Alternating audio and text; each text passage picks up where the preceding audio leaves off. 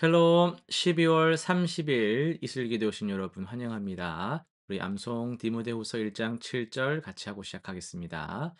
하나님이 우리에게 주신 것은 두려워하는 마음이 아니요 오직 능력과 사랑과 절제하는 마음이니. 한 번 더 하겠습니다. 하나님이 우리에게 주신 것은 두려워하는 마음이 아니요 오직 능력과 사랑과 절제하는 마음이니. 아멘. 예, 오늘은 역대하 35장, 그리고 요한계시록 21장, 말라기 3장, 요한복음 20장의 내용을 구비라는 관점에서 함께 살펴보도록 하겠습니다. 역대하 35장으로 갑니다. 요시야 왕은 주일 오후 때 말씀을 들었죠. 유월절을 지키기 위해서 철저히 준비했습니다.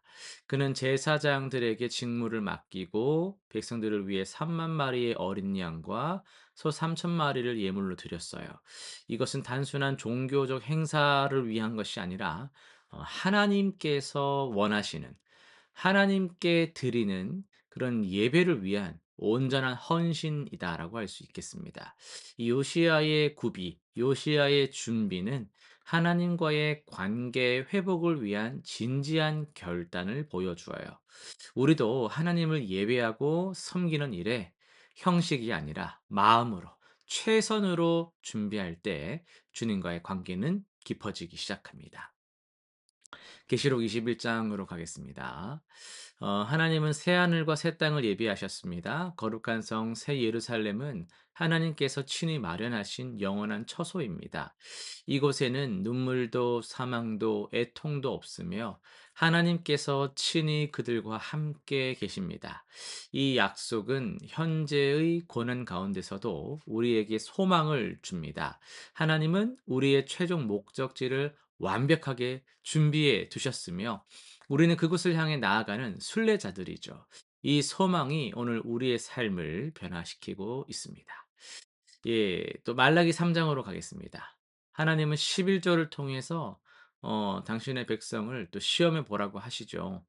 음, 온전한 11조를 하나님의 창고에 드릴 때 하늘 문을 열어 복을 쌓을 곳이 없도록 부어 주시겠다라는 엄청난 약속입니다. 이건 단지 돈 많이 번다, 물질적 복 받는다 이런 차원을 넘어서서 영적 풍성함을 포함하고 있어요.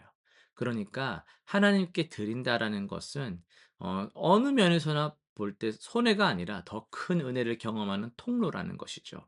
우리가 이런 하나님을 신뢰하며 드릴 때 그분은 우리가 상상하지 못한 방법으로 채워주시고 예비해 주시는 분이십니다. 오늘은 요한복음 20장을 중심으로 해서 예비하시는 하나님, 준비하는 우리란 제목으로 말씀을 전하려고 합니다. 오늘 우리가 살펴보는 주제 단어가 구비인데요. 어, 이 구비란 것은 뭡니까? 미리 갖추어서 준비하는 것, 이런 걸 이제 구비라고 하죠. 어 부활하신 예수님이 제자들을 만나셨을 때 그들은 유대인들을 두려워하여서 문을 굳게 이렇게 닫아 걸고 있었거든요. 스승을 잃은 슬픔, 아픔, 또 자기들도 잡혀갈지 모른다라는 두려움, 공포, 또 예수님을 부인했다는 그 죄책감이 이들을 지금 막 전방위적으로 짓눌렀던 거죠. 그런데 바로 그 순간 이제 부활하신 주님께서 그들 가운데에 서셔서 뭐라고 말씀하세요? "너희에게 평강이 있을지어다." 라고 말씀을 하셨습니다. 주님은 그들에게 두 가지를 예비해 주셨는데요. 첫째는 평강이고 둘째는 성령입니다. 이 두 가지야말로 이 제자들이 세상으로 나아가는데 절대적으로 필요한 것들이었어요. 주님은 제자들의 그 필요를 이미 아시고 미리 준비하신 거죠. 오늘날 우리도 두려움 가운데 살아가고 있습니다. 2026년이 지금 코앞인데 불확실한 미래 때문에 염려가 있고요. 물가가 이렇게 오르고 여러 가지로 돈 나갈 때가 너무 많다 보니까 경제적으로도 어렵고요. 사람 만나는 것도 지치고 여러 가지로 참 피곤하고 관계의 갈등이 끊이질 않고요. 그리고 내 몸, 얼마나 이 몸이 아픈 곳이 많이 생깁니까?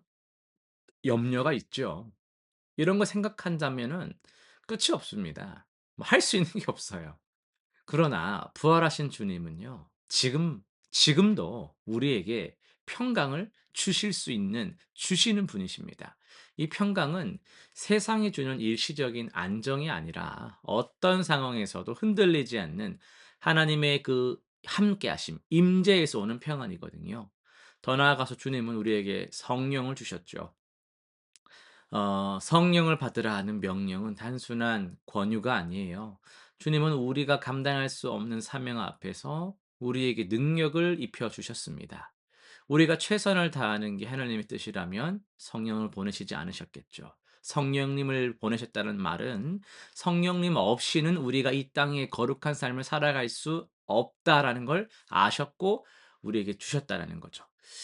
그래서 성령 하나님은 우리를 위로하시고 진리 가운데로 인도하시며 그 능력, 담대함을 주시는 분이십니다.